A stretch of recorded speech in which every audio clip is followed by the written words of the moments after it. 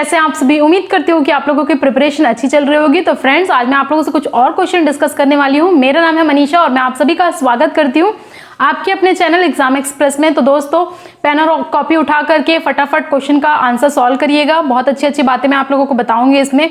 और जितने भी स्टूडेंट हैं जिनका एग्जाम है, जो प्रिपरेशन कर रहे हैं, आप सभी लोग खूब अच्छे से पढ़िए।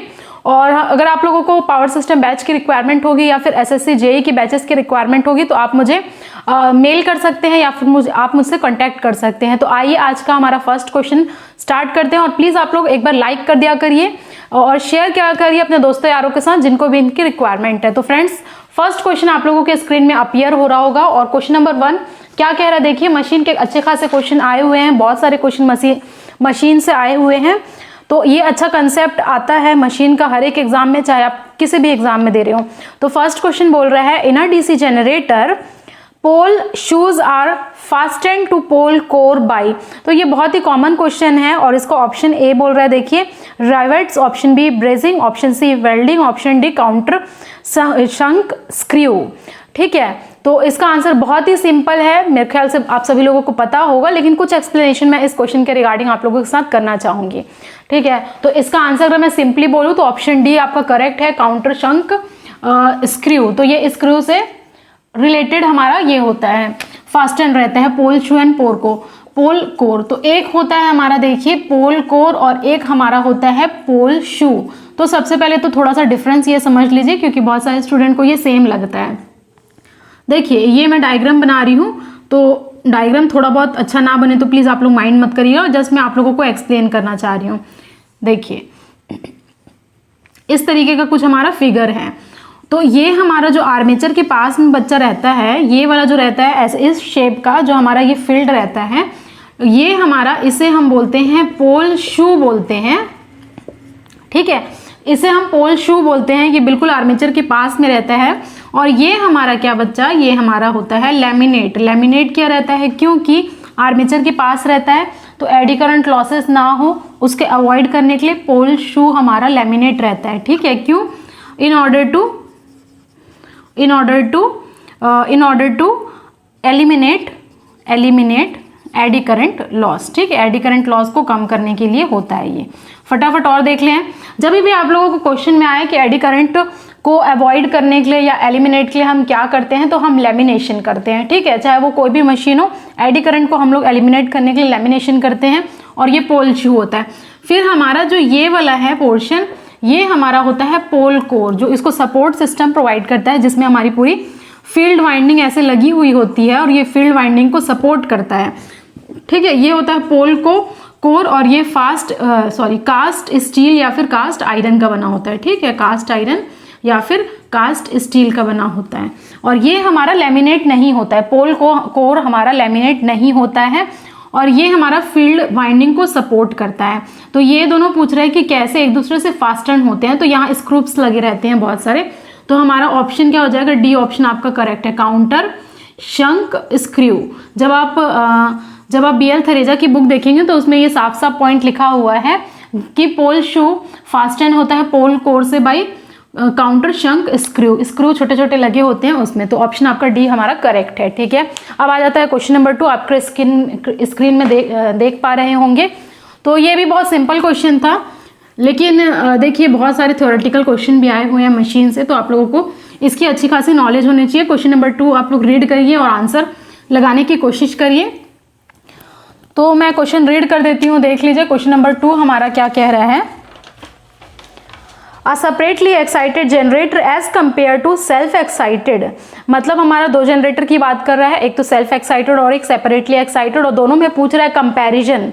ठीक है, तो हमारा सेपरेटली एक्साइटेड क्या होता है, जिसमें हम एक्साइटेशन अलग से देते हैं, जबकि हमारा जो सेल्फ एक्साइटेड होता है उसका फील्ड उसमें ही कनेक्टेड रहता है, इसे कहते हैं हम सेल्फ एक्साइटेड जनरेटर। ठीक है, तो अब इसमें क्या बोल रहा है, ए ऑप्शन बोल रहा है is amendable of better voltage control, B option is more stable, C option has exciting current independent of load current, और option D has all of the given feature in the other option. यानी कि हमारा जो comparison कर रहा है, तो ये सारा ऑप्शन करेक्ट है। इसके लिए आपका आंसर क्या हो जाएगा, आपका आंसर डी हो जाएगा।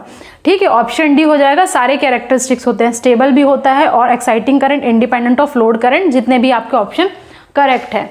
ओके, तो अगर मैं बोलूँ कि सेपरेटली एक्साइटेड क्या होता है, सेपरेटली एक्साइटेड क्या होता है, मतलब इसका एक्साइटेशन क्या करते हैं, एक्साइटेशन अलग से दिया जाता है। जैसे ये हमारा आर्मेचर होता है मान लीजिए जनरेटर का, तो इसका एक्साइटेशन इसमें नहीं देंगे, इसका एक्साइटेशन हम अलग से देते हैं, अलग से एक्साइटेशन देते हैं, इसे कहते हैं हम एक्साइटेशन। ठीक है, ये हमारा अलग से फील्ड कनेक्टेड है। लेकिन अगर सेल्फ एक्साइटेड बोलेगा तो बहुत सारे टाइप्स के होते हैं, जिसमें हमारा शंट होता है, जैसे कि ये आर्मेचर हो जाता है बच्चा, तो आर्मेचर के साथ में ही हमारा ये फील्ड कनेक्टेड रहता है। ठीक है, ये फील्ड कनेक्टेड रहता है, तो इसे कहते हैं हमारा सेल्फ एक्साइटेड, इसे कहते हैं हम सेपरेटली एक्साइटेड। तो सब कैरेक्टरिस्टिक्स होता है।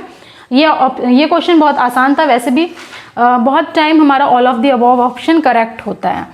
अब आ जाते हैं हम क्वेश्चन नंबर 3 में। तो क्वेश्चन नंबर 3 देखिए, थ्योरेटिकल है, थोड़ा बहुत इसमें आप लोगों को मैं इन्फॉर्मेशन दूंगी। तो कम्यूटेटर के रिगार्डिंग आप लोगों को क्वेश्चन नंबर 3 बोल रहा है, आपके स्क्रीन में दिख पा रहा होगा। इन अ डीसी जनरेटर, फिर से जनरेटर का क्वेश्चन आया हुआ है। In a DC generator current to the external circuit from the armature is given through option A commutator, option B slip ring, option C solid connection and option D yoke. ठीक है, तो ये आप लोगों को मैंने बताया हुआ था पिछले प्रैक्टिस सेशन में कि कम्यूटेटर का काम क्या होता है। कम्यूटेटर का काम एक तो यूनिडायरेक्शनल टॉर्क प्रोड्यूस होता है। ठीक है, और उसके साथ साथ अगर मैं थर्ड क्वेश्चन में और बोलूँ कि कम्यूटेटर का काम क्या होता है, तो कम्यूटेटर का काम होता है सबसे पहले तो ये हार्ड ड्रॉन कॉपर वायर का बना होता है, मैंने बताया था आप लोगों को। और ये कम्यूटेटर का काम होता है यूनिडायरेक्शनल टॉर्क प्रोड्यूस करना। ठीक है, यूनिडायरेक्शनल टॉर्क जनरेट करना। और ये क्या करता है, आर्मेचर सर्किट से करंट लेकर के एक्सटर्नल सर्किट में देता है। तो ये होता है कम्यूटेटर का काम।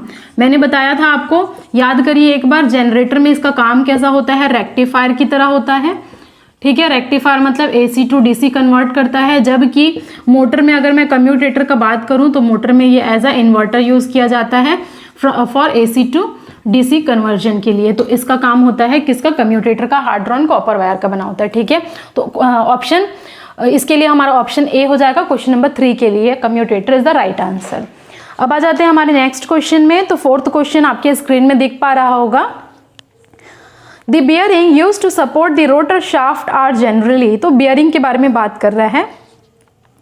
Option A ball bearing, option B bush bearing, option C magnetic bearing and option D needle bearing. तो ये बिल्कुल सिंपल है, देखिए थोड़ा बहुत ये याद करने वाला है। तो इसका आंसर बहुत ही सिंपलेस्ट बियरिंग होता है, बॉल बियरिंग यूज किया जाता है। ए ऑप्शन आपका करेक्ट है इस क्वेश्चन के लिए। ठीक है, तो कहीं अगर आपको सिमिलर क्वेश्चन दिया आप फटाफट मार्क कर सकते हैं, तो इसमें ऐसा कुछ एक्सप्लेनेशन नहीं है। तो हम आगे बढ़ते हैं हमारे 5th क्वेश्चन की तरफ। 5th क्वेश्चन आपके स्क्रीन में दिख पा रहा होगा बच्चा, आप लोग आंसर बताइए।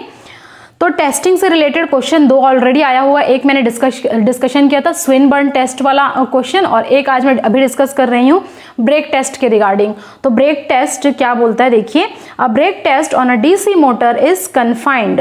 ठीक है, confined to option A small horse power motor, option B variable speed motor, option C high speed motor, option D open frame type motor.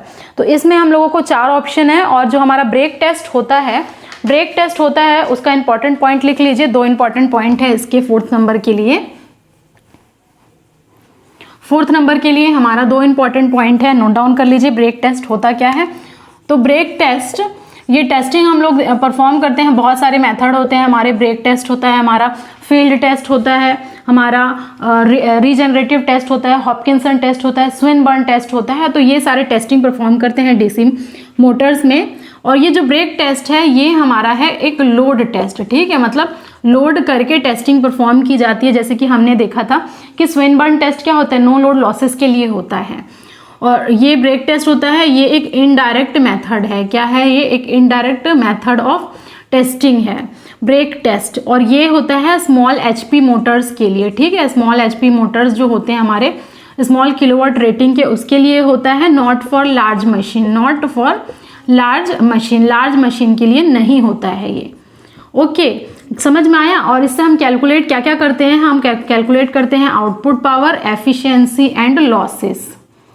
ठीक है। तो ये 3 चीज़ टेस्टिंग परफॉर्म करके ये सब कैलकुलेट किया जाता है। और एक लोड टेस्ट है, इनडायरेक्ट टेस्ट है, स्मॉल HP मोटर के लिए रहता है, लार्ज मशीन के लिए नहीं होता है। एफिशिएंसी, लॉसेज एंड पे आउट कैलकुलेट करते हैं। तो आपका 4th क्वेश्चन का आंसर क्या हो जाएगा? 4th क्वेश्चन के लिए आप लोगों का आंसर हो जाएगा, आंसर कौन सा हो जाएगा? A option, small horse power motor. समझ में आया? तो ये हो गया हमारा 4th नंबर का क्वेश्चन। अब आप लोगों के स्क्रीन में 5th नंबर का क्वेश्चन अपीयर हो रहा होगा। क्वेश्चन को सॉल्व करके आंसर बताएं। तो 5th क्वेश्चन मैं रीड कर देती हूँ। 5th क्वेश्चन बोल रहा है, देखिए, regenerative braking on shunt motor is used when load option A is variable, option B is constantly decreasing, option C act as a braking force, option D has a overhauling characteristics। तो जब मैंने paper download किया था बच्चा, तो इसमें जो भी रिस्पॉन्स आया हुआ था उसके UPRV-UNL की तरफ से, इसमें ऑप्शन C करेक्ट बता रहे थे, act as a braking force. लेकिन मेरे हिसाब से इसका ऑप्शन डी होना चाहिए, क्योंकि स्टैंडर्ड टेक्स्ट बुक जो BL थरेजा में जब आप पढ़ेंगे तो यहाँ पर ओवरहॉलिंग कैरेक्टरिस्टिक्स वाला ऑप्शन करेक्ट आएगा। तो मेरे अकॉर्डिंग इसका आंसर आपका डी ऑप्शन होना चाहिए, हैज अ ओवरहॉलिंग कैरेक्टरिस्टिक्स। ठीक है। तो रीजेनरेटिव ब्रेकिंग होता क्या है? रीजेनरेटिव ब्रेकिंग में हम क्या करते हैं, मोटर को एज अ जनरेटर की तरह रन करते हैं और फिर ब्रेकिंग प्रोवाइड करते हैं। ठीक है। तो ये हो गया हमारा 6th नंबर का क्वेश्चन। अब आ जाता है हमारा 7th नंबर का क्वेश्चन, आप लोगों के स्क्रीन में अपीयर हो रहा होगा। तो ये थियोरेटिकल 1 लाइनर क्वेश्चन है। A face plate starter is used to start. तो ये हम लोगों को बोल रहा है कि जो फेस प्लेट स्टार्टर है वो हम लोग कौन से मोटर के लिए यूज़ करते हैं। तो ऑप्शन ए है इंडक्शन मोटर, ऑप्शन बी है यूनिवर्सल मोटर, ऑप्शन सी है सिंक्रोनस मोटर और ऑप्शन डी है हमारा DC सीरीज मोटर। तो DC सीरीज मोटर में ये फ्लैट प्लेट स्टार्टर यूज़ किया जाता है स्टार्टिंग के लिए। ठीक है। और हमारा स्टार्टर यूज़ क्यों किया जाता है? स्टार्टिंग के लिए नहीं, क्योंकि स्टार्टिंग में वो बहुत ज़्यादा करंट ले ना ले, ताकि हमारा मोटर बर्न ना हो जाए, इसलिए हम एक स्टार्टर लगाते हैं। ठीक है। तो इसके लिए आपका ऑप्शन हो जाएगा डी। और यूनिवर्सल मोटर बच्चा क्या होता है? यूनिवर्सल मोटर एक ऐसा मोटर है जो AC और DC दोनों पे ही वर्क करता है, उसे कहते हैं हम यूनिवर्सल मोटर। नाम से आपको समझ में आ रहा है, जो बोथ DC एंड AC पे वर्क करता है उसे कहते हैं यूनिवर्सल मोटर।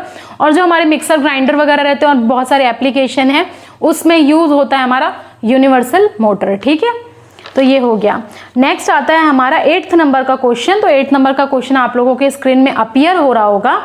क्वेश्चन बोल रहा है, all the motor basically operates इधर on the principle of repulsion और। तो ये आप लोगों को पता होना चाहिए। ऑप्शन ए क्या बोल रहा है? Super conductivity, option B capacitive, option C resistance and option D inductance. तो जितने भी हम लोग चाहे मशीन देखेंगे, चाहे हम लोग स्टैटिक मशीन ट्रांसफार्मर देखेंगे या फिर हम लोग मोटर जनरेटर देखेंगे, तो उसमें आप लोगों ने एक फेनोमेना जरूर पढ़ा हुआ उसके वर्किंग पे। क्या फेनोमेना होता है? Faraday law of electromagnetic induction. ठीक है। तो Faraday law of electromagnetic induction का मतलब क्या है? जब हमने देखा था पिछले वाले हम प्रैक्टिस सेशन में, वहां पर हमारा एक कॉइल होता था, हमारा एक कोर होता था, कोर पे कॉइल्स होते थे। कॉइल का मतलब है क्या वहां पर कि एक इंडक्टर जनरेट हो जाता है, इंडक्टर की तरह वो काम करता है। ठीक है। और फैराडे लॉ ऑफ इलेक्ट्रोमैग्नेटिक मतलब वहां का जो पूरा एरिया है वो मैग्नेटाइज्ड हो जाता है। तो बोलता है whenever a current carrying conductor is placed in a magnetic field and EMF is induced in the conductor. तो ये हमारा क्या है? आइदर रिपल्शन पे होगा या फिर इंडक्टेंस पे, फेनोमेना पे होगा। यहाँ पर कहीं भी आप लोगों को ना कैपेसिटेंस आएगा, ना रेजिस्टेंस का इफेक्ट आएगा, इंडक्टेंस का इफेक्ट आएगा। ठीक है। और ये आप पढ़े भी होंगे, V = LdI/dt हमारा आता है वोल्टेज का। तो इसके लिए आपका ऑप्शन हो जाएगा D is the correct answer. Next 9th question आप लोगों के बच्चे स्क्रीन में अपीयर हो रहा होगा। The simplest form of motor controller is. तो इसमें स्विच के बारे में बात कर रहा है। ऑप्शन ए है रिले, ऑप्शन बी है टॉगल स्विच, ऑप्शन सी है ड्रम स्विच, ऑप्शन डी है मैग्नेटिक स्विच। तो जो मोस्ट सिंपलेस्ट फॉर्म होता है वो टॉगल स्विच होता है। ठीक है। टॉगल स्विच होता है, इसमें आपको याद करने वाली है, ज्यादा कुछ समझने के लिए है नहीं। फिर आता है 10th नंबर का क्वेश्चन आप लोगों के स्क्रीन में है। In a DC machine unidirectional torque is produced with the help of. तो अभी मैंने बताया था आप लोगों को, यहाँ पर ऑप्शन दिया है end plate, A option, option B bushes, option C commutator, option D both bushes and commutator. तो इसका आंसर डी ऑप्शन है। डी ऑप्शन दिया गया है, बोथ बुशेज एंड कम्यूटेटर के थ्रू यूनिडायरेक्शनल टॉर्क प्रोड्यूस कर लिया जाता है। ठीक है। अब आप लोगों के सामने क्वेश्चन नंबर 11 अपीयर हो रहा होगा प्लगिंग। तो plugging provides option A zero torque braking, option B highest torque braking, option C indeterminate torque braking and option D smallest torque braking. तो इसका क्या है मैं आप लोगों को बताती हूँ, थोड़ा सा एक्सप्लेन करती हूँ। प्लगिंग से हम हाईएस्ट ब्रेकिंग टॉर्क डेवलप कर सकते हैं, मतलब हाईएस्ट ब्रेकिंग टॉर्क जो हम लोगों को मिलेगा वो प्लगिंग के केस में मिलेगा। 11th नंबर का क्वेश्चन बात कर रहा है प्लगिंग को। तो सबसे पहले तो ये देख लेते हैं कि कितने टाइप्स के ब्रेकिंग होते हैं, ठीक है, क्योंकि हमारा जो मोटर्स रहते हैं वो तुरंत स्टॉप नहीं हो सकते। तुरंत स्टॉप ना होने की वजह से क्या होता है, उसमें एक एक्सटर्नल हम लोगों को फोर्स लगाना पड़ता है, ब्रेकिंग फोर्स लगाना पड़ता है, तो कहीं जाकर के वो रुकता है। तो ब्रेकिंग मेथड हम 3 तरीके के लगाते हैं। पहला होता है प्लगिंग, ठीक है, पहला होता है प्लगिंग, चाहे वो इंडक्शन मोटर हो और चाहे हमारा डीसी मोटर हो, ये 3 मेथड अप्लाई करते हैं। प्लगिंग को हम बोलते हैं काउंटर करंट ब्रेकिंग, ठीक है, काउंटर करंट ब्रेकिंग, या फिर इसे हम रिवर्स करंट ब्रेकिंग भी कहते हैं। अगर आप लोगों को से पूछा जाता है कि रिवर्स करंट ब्रेकिंग कौन सा है, तो आप बोलेंगे प्लगिंग। समझ में आया? ये इसका दूसरा नाम है बच्चा। और इसी प्लगिंग के जैसे मैं आप लोगों को एक्सप्लेन कर रही हूँ, ये मोस्ट कॉमनली यूज्ड मेथड है, मोस्ट कॉमनली यूज्ड मेथड, ठीक है, मोस्ट कॉमनली मेथड है, क्योंकि जहाँ जहाँ पर देखेंगे आप मशीन टूल्स देखेंगे, प्रिंटिंग प्रेस देखेंगे, अपन और भी बहुत सारे एलिवेटर्स वगैरह देखेंगे, तो उसमें प्लगिंग का ही कंसेप्ट यूज होता है। नाम से ही समझ में आ रहा है, काउंटर करंट ब्रेकिंग या रिवर्स करंट ब्रेकिंग, मतलब इसमें जो हमारा आईए है, आईए को क्या कर रहे हैं, रिवर्स कर रहे हैं। तो आईए रिवर्स होने की वजह से हमारा टॉर्क रिवर्स हो जाता है और हमारा मोटर ऑपोजिट डायरेक्शन में मूव करने लगता है, ठीक है, समझ में आया? तो ये हमारा हो गया प्लगिंग का, और इससे हमें हाईएस्ट टॉर्क अचीव होता है, ठीक है, हाईएस्ट टॉर्क मिलता है इसी प्लगिंग में। तो ये 3-4 बातें हैं प्लगिंग से रिलेटेड। और ये प्लगिंग है, प्लगिंग हम इसका सिर्फ एक ही ड्रॉबैक है कि हम इसमें एक एक्सटर्नल प्लगिंग रेजिस्टेंस लगाते हैं ताकि करंट बहुत ज़्यादा हाई मत हो जाए, तो जिसकी वजह से हमारा पावर ड्रॉप्ड होता है, ठीक है, पावर लॉस होता है। अब सेकेंड आता है हमारा डायनामिक ब्रेकिंग, ठीक है, क्या बोलते हैं इसको, डायनामिक ब्रेकिंग। इस डायनामिक ब्रेकिंग को हम रियोस्टैटिक ब्रेकिंग भी बोलते हैं। क्या बोलते हैं? रियोस्टैटिक ब्रेकिंग। तो इसमें हम क्या करते हैं, इसमें हमारा जो आर्मेचर रहता है, इसमें हमारा जो बच्चा आर्मेचर रहता है, armature is disconnected from the supply. अगर आप लोगों से क्वेश्चन बोलता है कि किस मेथड में हम आर्मेचर को सप्लाई से डिसकनेक्ट कर देते हैं, तो वो होता है हमारा डायनामिक ब्रेकिंग या फिर रियोस्टैटिक ब्रेकिंग। और इसमें भी एक एक्सटर्नल रेजिस्टेंस यूज किया जाता है और इसमें हम आर्मेचर को डिसकनेक्ट कर देते हैं सप्लाई से और एक एक्सटर्नल वेरिएबल रेजिस्टेंस के अक्रॉस में हम कनेक्ट कर देते हैं, ठीक है। लास्ट आता है हमारा रीजेनरेटिव ब्रेकिंग, जो आप लोगों को क्वेश्चन पूछा गया है रीजेनरेटिव ब्रेकिंग के बारे में।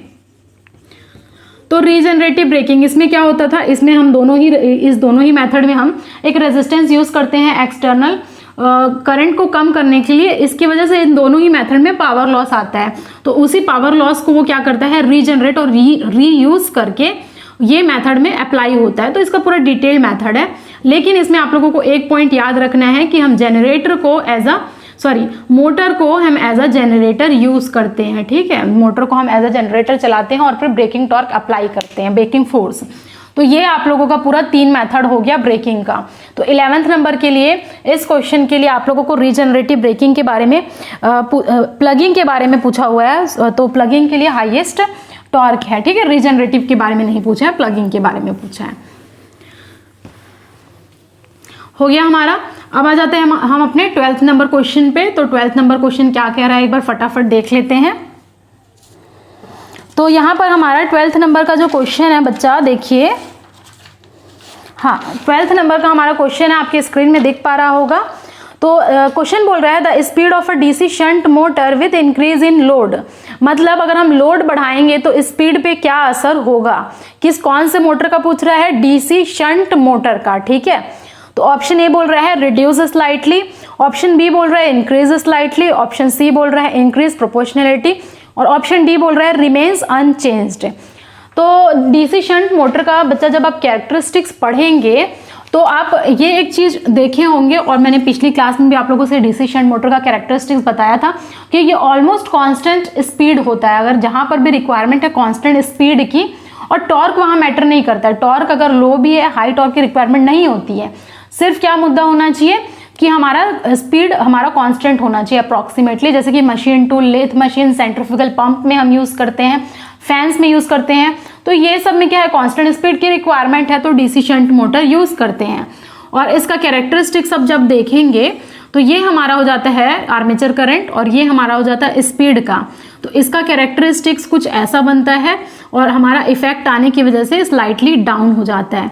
तो ये देखिए स्लाइटली कम हो गया, तो इसीलिए रिड्यूस स्लाइटली इसका करेक्ट आंसर है। ए option is the correct one. ठीक है, तो ये हो गया हमारा क्वेश्चन नंबर 12। अब आ जाते हैं हमारे 13 नंबर के क्वेश्चन में।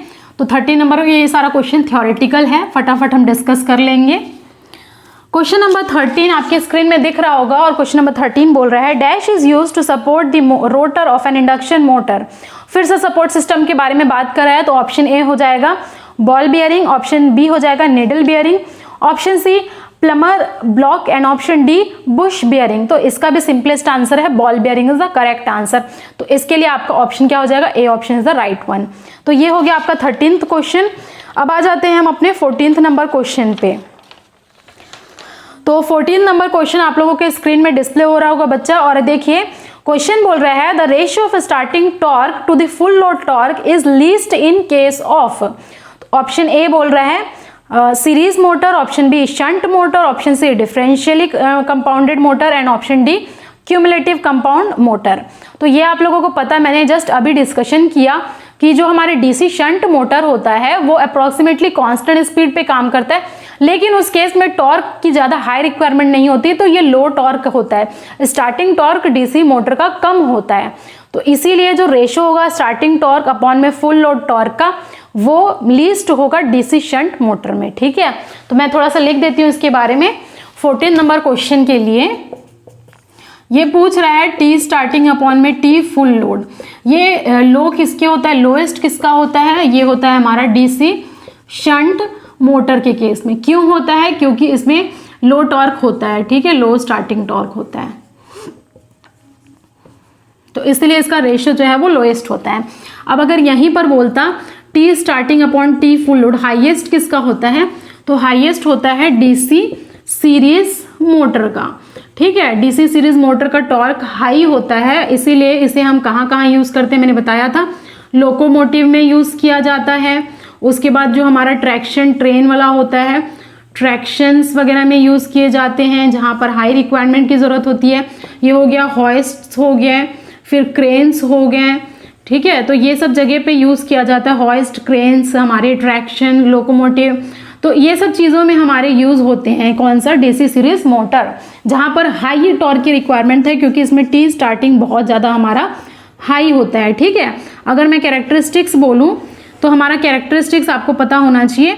ये हमारा टॉर्क हो गया, ये हमारा करंट हो गया, तो ये मैं किसका ड्रॉ कर रही हूँ, सीरीज का ड्रॉ कर रही हूँ। तो ये आपने पढ़ा होगा, कुछ इस तरीके का हमारा टॉर्क इक्वेशन रहता है, टॉर्क वर्सेस आईए कैरेक्टरिस्टिक्स रहता है सीरीज का। तो अगर हम देखेंगे कि जब हमारा सैचुरेशन था तो हमारा टॉर्क प्रोपोर्शनल हो रहा था आईए स्क्वायर के, और आफ्टर सैचुरेशन हो गया तो टॉर्क प्रोपोर्शनल है आईए के। तो ये दो इक्वेशन भी आप लोगों को याद रखना है। ठीक है, तो आप देख पा रहे हैं कि कैसे टॉर्क आईए स्क्वायर के प्रोपोर्शनल हो रहा है, मतलब बहुत ज़्यादा हाई टॉर्क की इसमें जनरेट हो रहा है। तो इसके लिए आप लोगों का आंसर क्या हो जाएगा, B option shunt is the right answer. ठीक है, तो ये हो गया हमारा 14 नंबर का क्वेश्चन।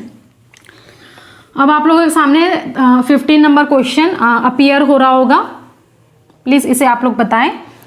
तो ये हम लोगों का 15th नंबर का क्वेश्चन अच्छा क्वेश्चन है और सिंपल है। तो ये बोल रहा है a direct online starter is used for starting motor up to. तो आप लोगों को पता होना चाहिए ये DOL स्टार्टर को ही डायरेक्ट ऑनलाइन स्टार्टर बोलते हैं। इंडक्शन मोटर में मेनली हम लोग दो तरीके से स्टार्टिंग करते हैं, अभी मैं आप लोगों को बताऊंगी। तो जो हमारा डायरेक्ट ऑनलाइन स्टार्टर होता है वो अप टू 5 HP मोटर्स के लिए यूज़ किया जाता है। तो ऑप्शन ए हमारा क्या था, 5 HP मोटर, तो ये हमारा करेक्ट होगा। अदर ऑप्शन में 10 HP है, 20 और 40 HP, तो ये करेक्ट नहीं होगा। ठीक है, अदरवाइज हम लोगों का 7.5 किलोवाट तक यूज़ करते हैं। अब हम लोग अगर स्टार्टर देखेंगे, स्टार्टर ना सही है स्पेलिंग। तो इंडक्शन मोटर में हम दो तरीके से क्या करते हैं देख लीजिए। एक तो होता है हमारा फुल वोल्टेज, जब हम फुल वोल्टेज अप्लाई करते हैं स्टार्टिंग में, और एक होता है हमारा रिड्यूस्ड वोल्टेज। ठीक है, रिड्यूस्ड वोल्टेज। तो ये हमारा जो अभी मैंने बताया DOL स्टार्टर ये यूज होता है। ओके,